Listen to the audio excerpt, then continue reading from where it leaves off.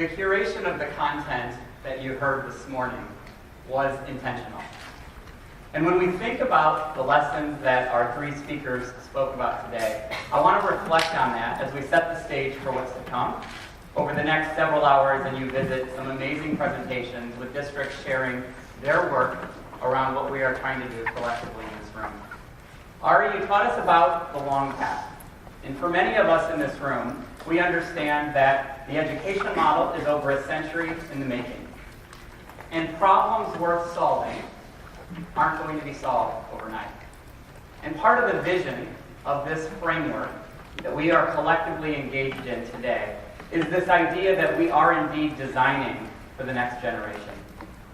And Ab, you really talked to us about a reimagined future, about an idea that we necessarily can't predict the future, but I believe we can indeed shape it. And that's part of our collective work that we see here today. And David, you remembered for us that the big idea of all of this is producing graduates that can compete in an era in which we see ourselves today, but more importantly, that they're happy. And I believe when we bring these three pieces together, we will see that we can begin to shape the future of learning for the next generation.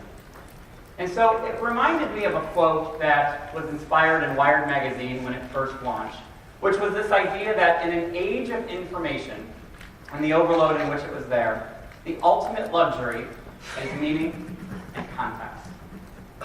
So for us in this room, that meaning and context comes from our collective journey through change. We know that at the heart of this, we are trying to change a system that is very stubborn. And we are trying to get at the heart of understanding the science of changes that manifest themselves in your organizations. So as our team works to gather insights and really understand what's happening as you navigate complex organizational changes through this, the thread that binds us together in this room is a common language. Many, many districts will go after you in this journey. I believe we've assembled most of and many of the forward-thinking people in our industry in this room today. And they're going to want to know how you got there. How did you move systemically from point A to point C, and from C to E, and eventually to the end of this journey? They're going to want to help you understand and gain context from that. And that begins with a scientific process and methodology, and a common language that transcends state borders, so that we can collectively in this room get smarter and accelerate the rate of change in our schools today. The first work was called and that was formed with this idea that we began with a common, unique purpose and built a common language in a framework. For those of you that are new to this work, this is your entry point. This is the language that binds us together. It helps us understand the first part of this work and what districts are doing to manifest the changes that ultimately will lead to the classroom. The first three stages of this framework are chronicled in this book. Today, I want to share a little bit of our insights and our thinking about what lies ahead. And that second work, which will be published this spring, is called The Shape of Change. And as Ari so articulately said and talked about, and Anab kind of reinforced this, we may not be able to predict the future, but we can shape it. And part of that shape comes with the understanding that we will be constantly moving in a state of change within our organizations.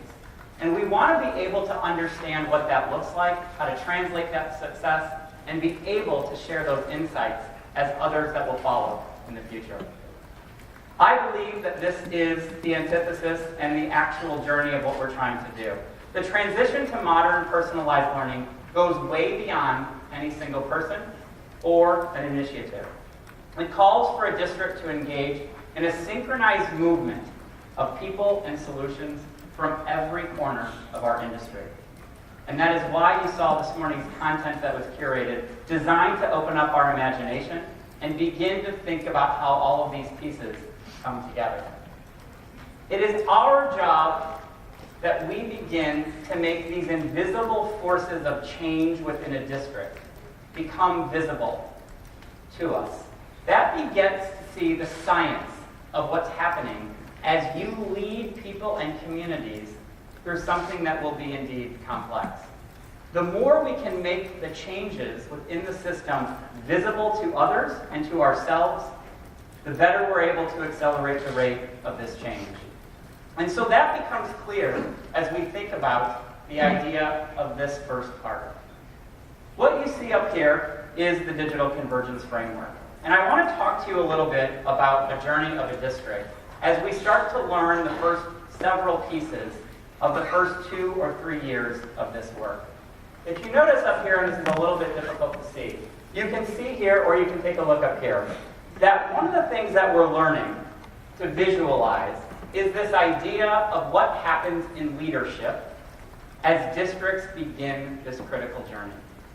And one of the key insights that we have gained as we look at districts now across the United States leveraging the framework to begin to think about this change is the idea that leadership in the first 3 to 4 stages of this work must stay at least a half a stage to a full stage in front of the other drivers.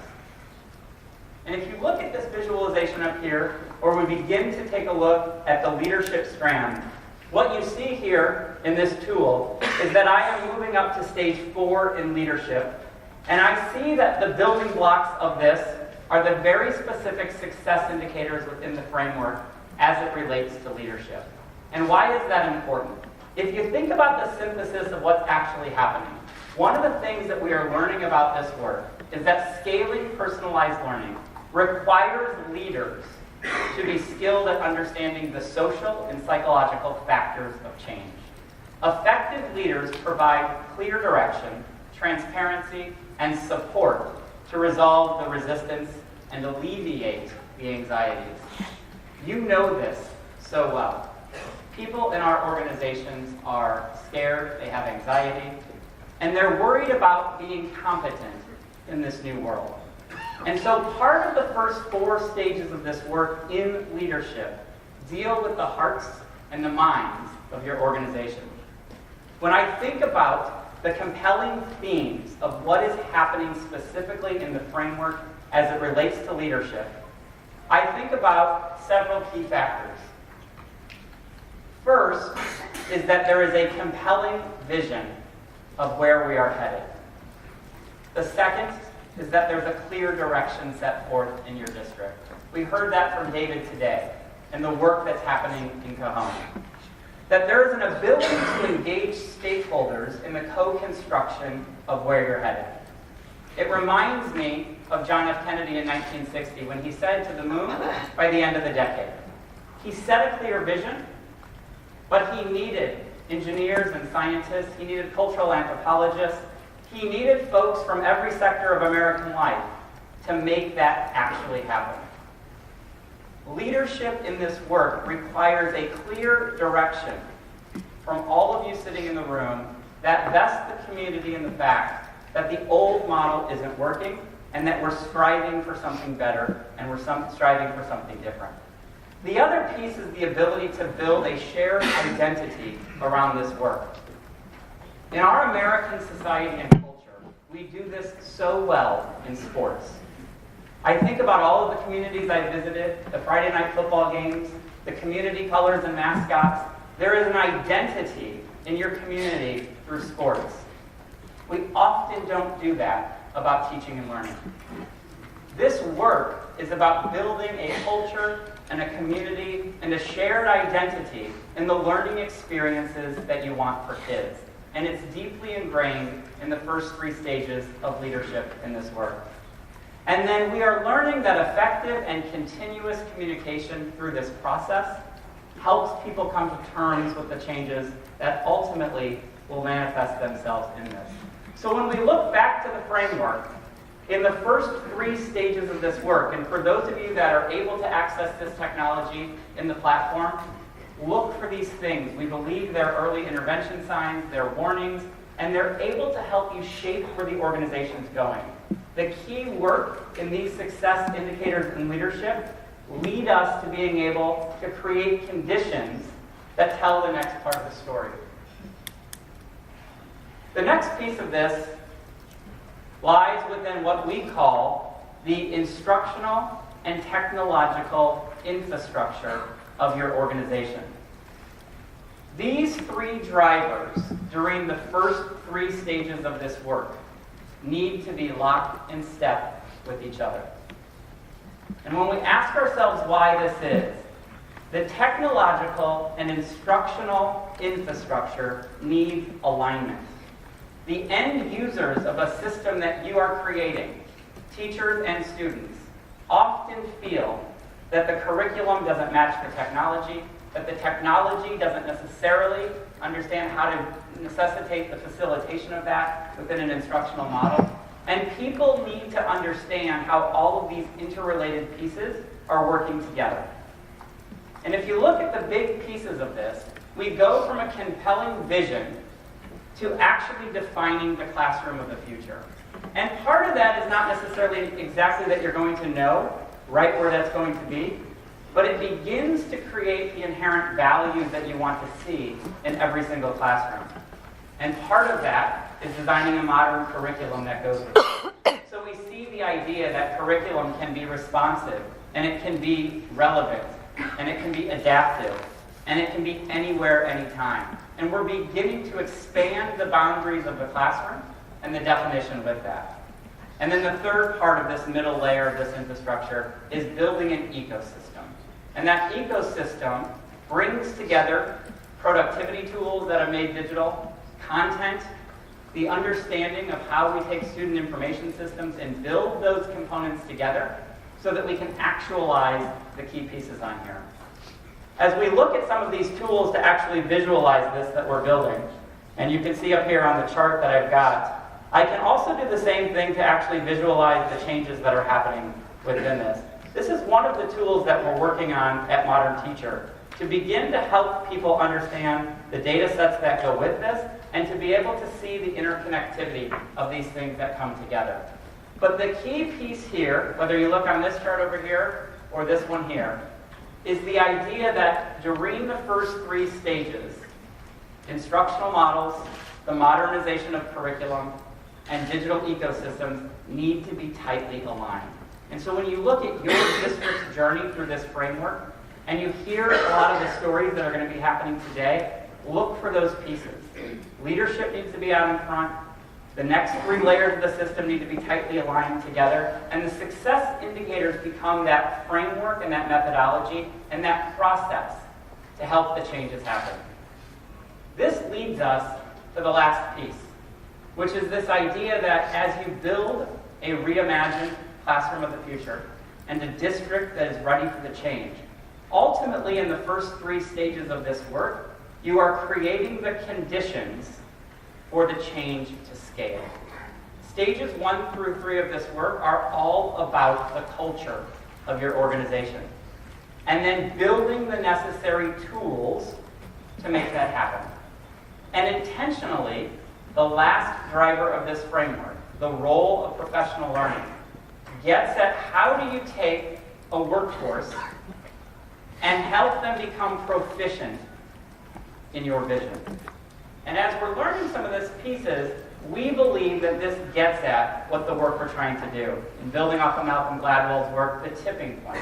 That magic moment when an idea, a trend, or a social movement crosses a threshold, tips and spreads like wildfire. Ultimately, we need to be intentional in that. And that is why, in the role of professional learning, we're also beginning to think about where that falls as it relates to change. And so you can see up here the things that come to this. The idea that not all adults are exactly at the same place in terms of proficiency in this modern age. Understanding that the role of professional learning also needs to be blended and anywhere, anytime, and adaptive. But more importantly, and I think this is the key piece here, is it needs to be relevant and contextual to your district's instructional model. In other words, you need to define the Holy Grail for them. You need to define what it is that you want them to be doing and skill that and align all of the components to this so that when the training occurs, it's relevant to their jobs and their role. And that's why what we're finding is, usually in the first 3 stages of this work, the role of professional learning becomes about a stage behind the other 4 drivers. And there's reason for that. As the leadership builds the shared identity around this, as your team builds the technological and instructional infrastructure to realize where you're taking people, you're beginning to plan to build a workforce that is proficient in where you want to go.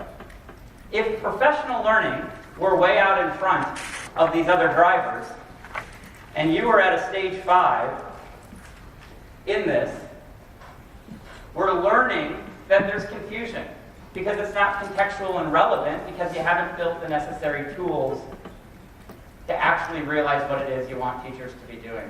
And so in the first 3 stages of this work, we would expect to see you building the conditions for the work to take hold.